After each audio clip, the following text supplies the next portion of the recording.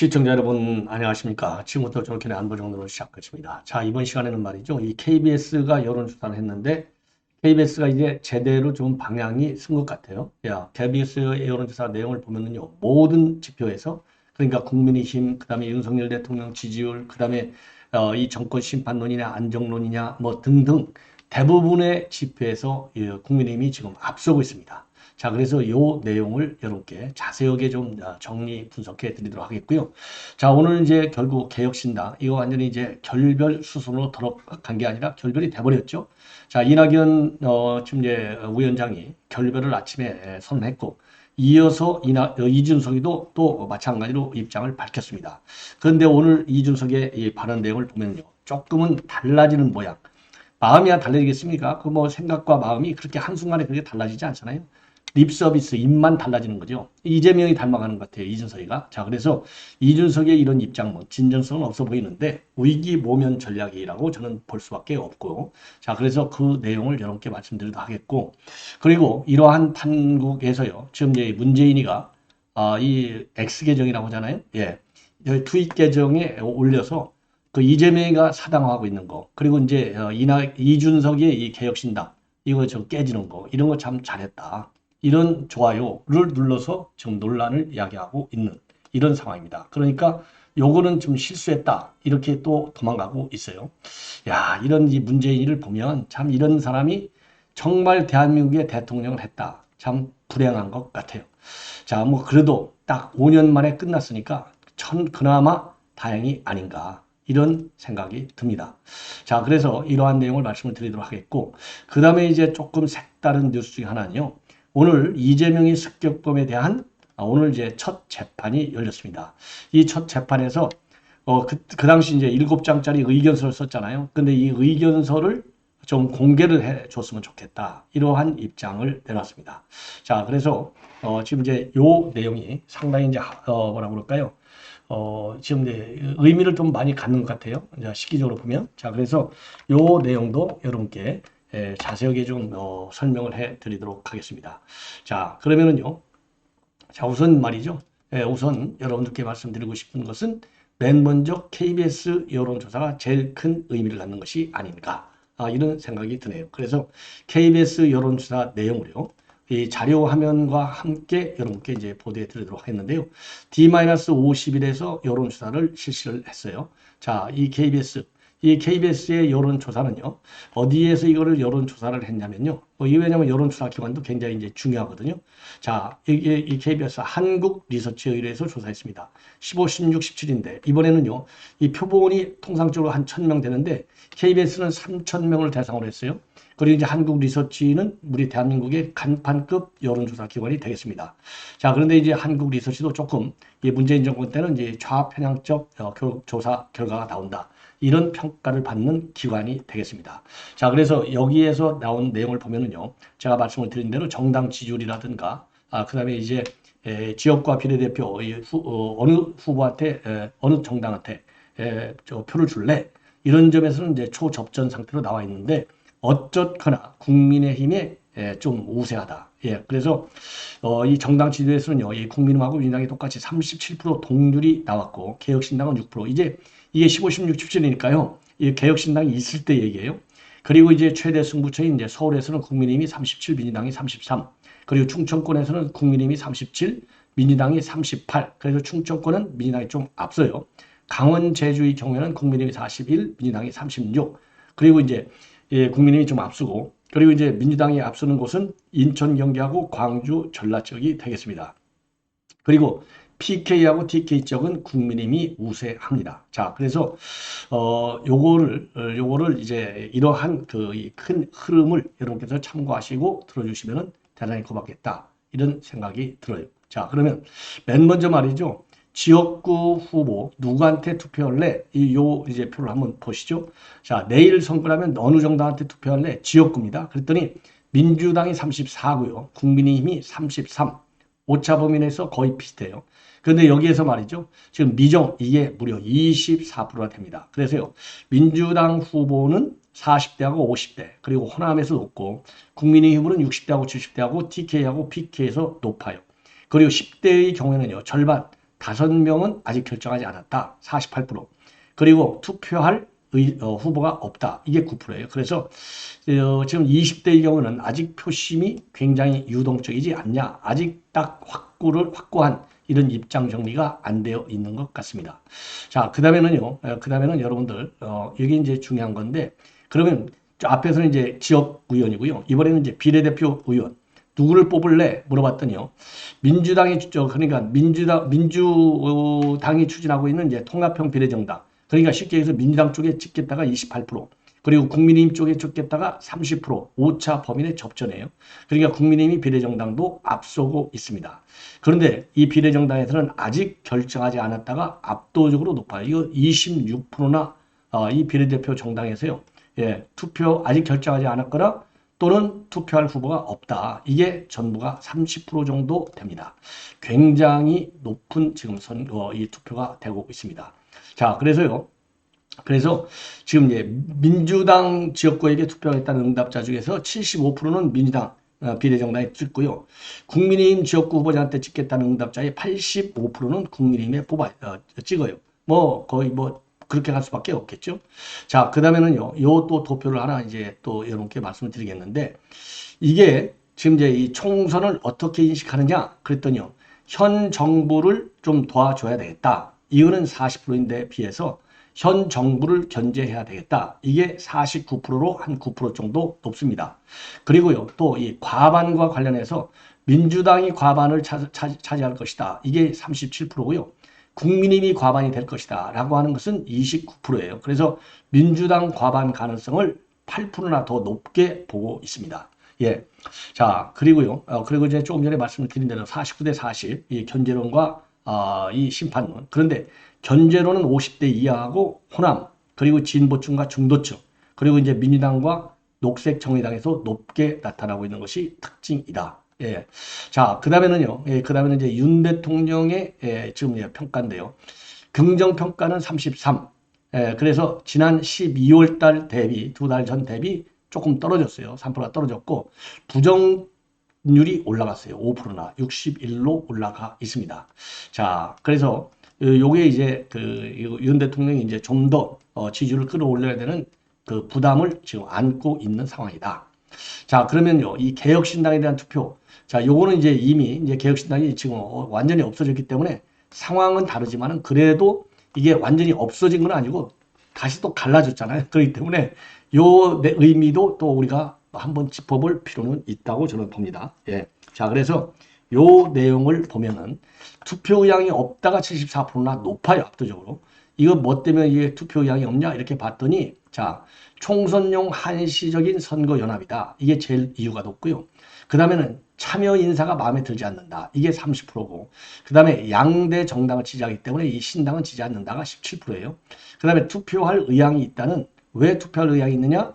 17% 밖에는 되지 않지만 정치 양극화 해소에 기여할 수 있다. 이게 45%. 그리고 양대 정당이 마음에 안 든다. 이게 32%.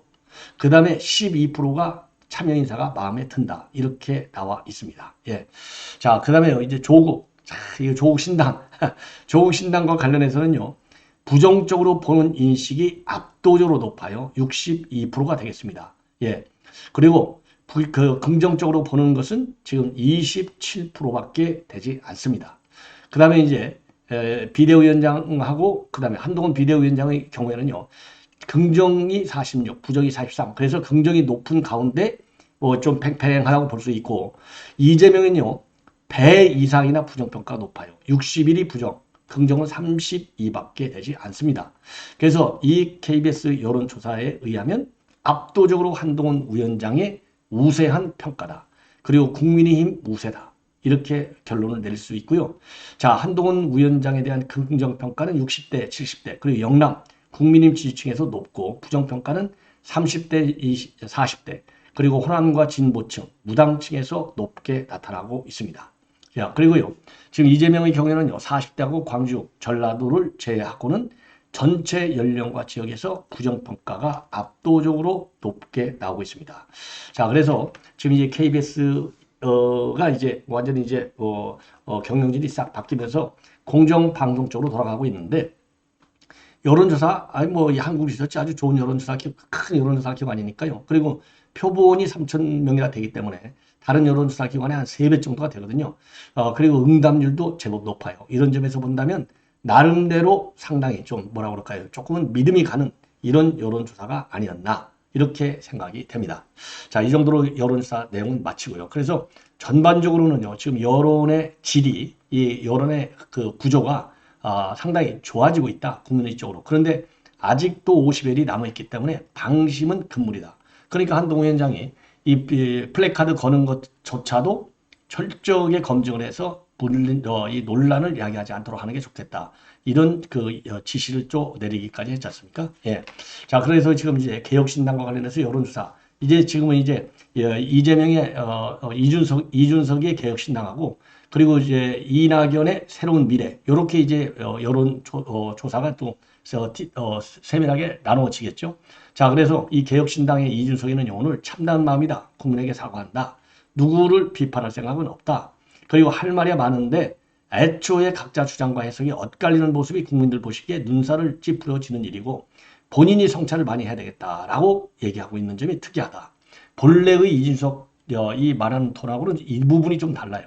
자, 감당할 수 없는 일을 관리할 수 있다고 과신했던 것은 아닌지 옳은 얘기죠. 이 반성문을 좀 쓰고는 있어요. 지나친 자기 확신에 오만했던 것은 아닌지 옳은 얘기고 가장 소중한 분의 마음을 함부로 재단했던 것은 아닌지 이것도 옳은 얘기입니다. 오늘만큼은 앞으로에 대한 호언장담보다는 국민께 겸허한 성찰의 말씀을 올린다. 이제 조금은 정신 차린 척 하는 것 같아요. 예. 그러면서요, 이제 일을 하겠다. 양질의 정책과 분명한 메시지로 증명하겠다. 그리고 양당의 적대적 공산관계에 실망하신 유권자께 더 나은 새로운 선택지를 마련하기 위해서 개혁신당은 앞으로 낮은 자세로 진정성 있는 노력을 기울이겠다. 그리고 같은 방향을 향해 나가지만은 따로 노력하게 된 이낙연하고 새로운 미래 구성원들의 앞길에 좋은 일이 많이 생기기를 바란다. 이러한 얘기를 했네요.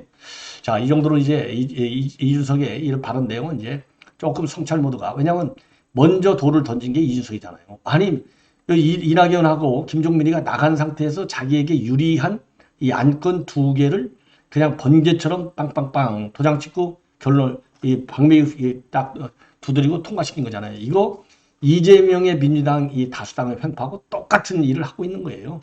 그러니까 본인이 입이 10개라도 할 말이 없죠. 그런 점에서 이 뭐 호언장담했다, 과신했다, 그리고 이제 함부로 남의 말을 재단했다 이런 말을 한 것 자체는 그나마 조금 반성의 기미가 있는 것이 아니냐. 자, 그런데 지금 이준석의 그동안의 행태를 보면 이게 다 이준석의 싸가지 논하고 연결되는 거잖아요. 대선 때 윤석열 대통령 후보니까 그 당시 참았죠. 예, 그 못된 버릇이 아직도 남아 있는 거예요. 그래서 좀 더 지켜봐야 되고 여론의 질타를 좀 더 받아야만이 뭔 당대표 이런 걸 떠나서요. 인간이 될 수 있는 게 아니냐. 사람다운 사람다운 정치인이 될 수 있는 게 아니냐. 그게 더 훨씬 시급하다. 이러한 지적을 하고 싶습니다.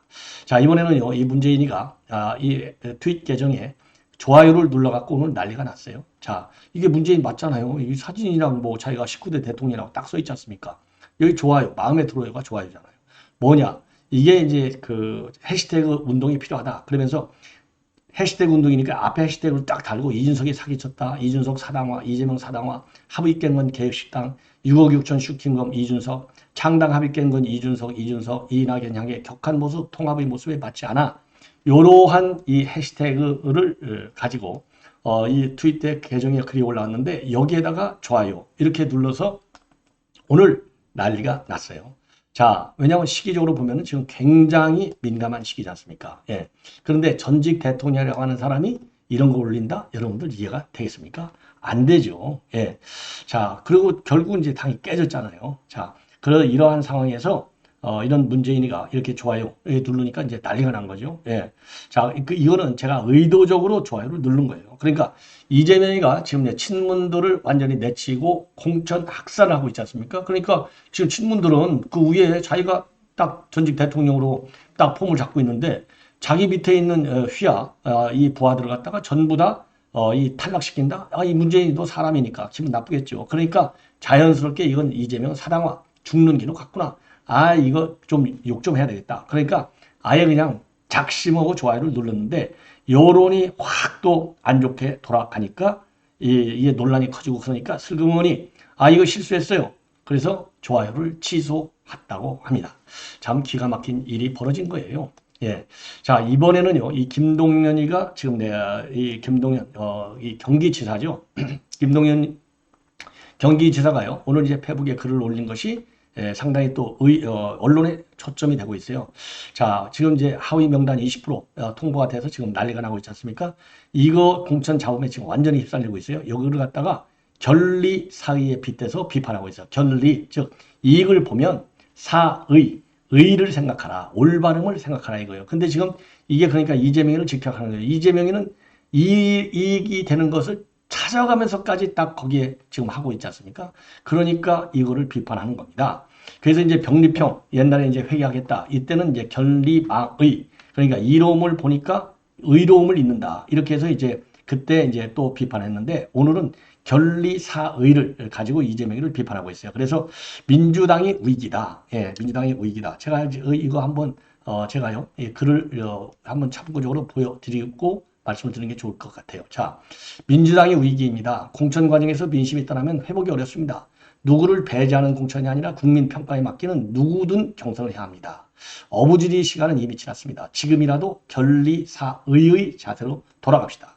왜 그러냐면 지금 이재명이가 자기 중심의 의원들을, 그러니까 친명파들을 많이 국회에 보내가지고 자유민주주의를 뭐 발전시킨다든가 시장 경제를 제대로 지켜나가든가 이런 국가와 국민을 위한 정치를 하지 않고 오로지 방탄 정치를 하기 위해서 친명에 의한 친문 학살을 하고 있잖아요. 이거가 결리사의라는 겁니다. 결리사의에 지금 배반한다는 이런 비판을 하고 있는 겁니다. 자, 그래서 그동안에 이제 이 병리평 회기로 병리평으로 돌아갈 때도 그 당시도 이제 우회적으로 지금 이재명을 비판한 바 있는데 이번에도 또다시 비판하고 있어요. 사자성어를 가지고. 예. 자, 그래서 그 당시에도요, 병리평으로 돌아가려고 할 때도 결리망의를 인용을 해서 선거 유불리에 따라서 관련 제도를 개편하는 이재명이를 비판한 바 있고, 그래서 그 당시에는요, 누구에게나 지켜야 할 게 있고 버려야 할 게 있는데 민주당도 지킬 게 있고 버릴 게 있다. 우리가 지켜야 할 것은 원칙과 약속이고 버릴 것은 기득권이다. 그래서 이제 병리평으로 돌아가려고 하는 이재명을 비판했는데 이번에는 친명에 의한 친문 학살 이거를 가져가지고 야, 의로움을 생각해봐. 너 지금 친문을 학살하는 건 이건 의롭지 못한 거야. 네 이익만 챙기는 거야. 딱 비판하고 있어요. 자, 요거를 말씀을 드리고 이제 습격범. 이재명 습격범은 이제 김모 씨인데 오늘 첫 재판을 받았어요. 근데 오늘은 이제 본 재판이 아니고요. 재판 준비길이에요. 그러니까 이제 피의자죠. 이 피의자는 오늘 안 나와도 되는데 오늘 출석을 했습니다. 출석을 해가지고 지금 이 입장문을 내놨는데 이걸 보면은 지금 이제 우선 공소 사실을 전부 인정한다. 예, 그러니까 자기 죄가를 다 인정하는데 공소 사실을 모두 인정하는데 뭐가 인정할 수 없느냐? 딱 공소장에 기재된 범행 배경은 부인한다. 이렇게 밝혔습니다. 범행 배경. 자, 그래서 범행 사실은 모두 자백하나 범행 동기, 즉 검찰이 공소장에 기재한 범행 배경에 대해서는 다투는 부분이 있다. 이렇게 입장을 밝혔어요. 그러면 공소장에 뭐라고 되어 있느냐? 바로 이제 범행을 저지른 것은 자포자기 심정 그리고 영심리에 기반해서 범행을 저질렀다. 이렇게 입장을 공소장에 적어놨어요. 그리고 이 김 씨의 범행을 정치적 이념과 사상에 맹목적으로 몰두돼가지고 특정 정치인에 대한 적개심이 표출된 정치적 테러다. 이렇게 결론을 내렸거든요. 그래서 잘못된 신용을 형성하는 데는 또 불우한 환경도 영향을 끼쳤다. 이렇게 이 검찰에서는 공소장에 이 범행 배경, 동기가 그렇게 명시가 돼 있는데 이 변호인의 입장을 보면은요. 변호인이 밝힌 입장을 보면 피고인과의 면담 결과 본인의 행동에 대해서 깊이 뉘우치고 있지만은 범행 동기에 대해서 순수한 정치적 명분에 기해서 한 행동이다. 이렇게 주장을 하고 있다는 겁니다. 그러면 이게 무슨 말이냐? 이거는요. 피해자, 즉 이재명이죠. 공천을 통해서 종북 세력을 국회에 확산시킬 것이기 때문에 한 목숨을 걸어서 처단하겠다는 이런 범행 결의와 이유, 이런 것이 이 변명문, 7자리 변명문에는 의견서에는 이런 이유가 담겨져 있다는 겁니다. 그리고 이 김 씨는요, 저기 이 피고인은 요거를 갖다가 공개해달라, 의견서를 공개해달라라고 하고 있지만은 변호인은 의견이 달라요. 이거는 가족들에게도 피해가 갈 수 있고 또 정치적인 파문이 야기될 우려가 있기 때문에 재판 과정에서 공개될지는 재판부의 판단에 따라서 달라질 것이다. 그러나 이 가족들이 피고인이 이제 범행한 이후에 가족들도 상당한 피해를 받고 있기 때문에 현재로서는 공개하지 않기를 바란다. 변호인은 또 그렇게 입장을 내놨습니다. 자, 그래서 이제 이번 공판 준비일이 오늘 열렸고요. 또 3월 15일 날, 한 달 후쯤 되죠. 여기에서 다시 공판 준비 기일이 열어져요. 그래서 본 재판은 생각보다 조금 늦어지고 있는데 이것도 좀 빠른 속도로 재판이 진행되기를 바라는 것이 우리 국민들의 생각이 아닌가, 이런 판단이 듭니다. 자, 이렇게 해서 본 방송은 마치고요. 또 이어지는 저의 심야 방송 여러분들께서 많이 시청해 주시면 대단히 고맙겠습니다. 감사합니다.